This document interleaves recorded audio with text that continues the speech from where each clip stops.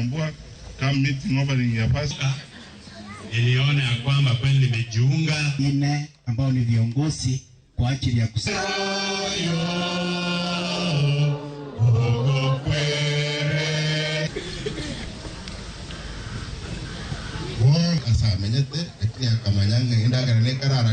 My colleague, the Minister for ICT, and I have expressed ourselves several times before.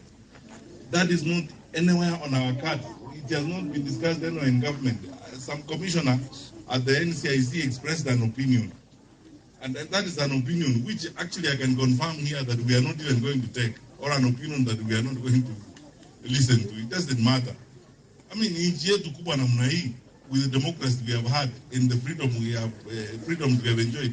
Sasa tuamuke asubuhi, tuanze kufanya mambo ambayo Wakenya hawasoi.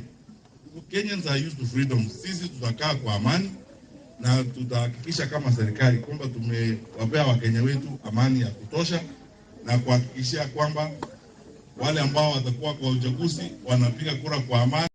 Sisi tunafuata vile tutaelekezwa na IEBC. Hatutaingilia mambo ya social media, mambo ya internet, eti kusema huyu asiongee kwa Facebook. Hatutafanya mambo kama hayo.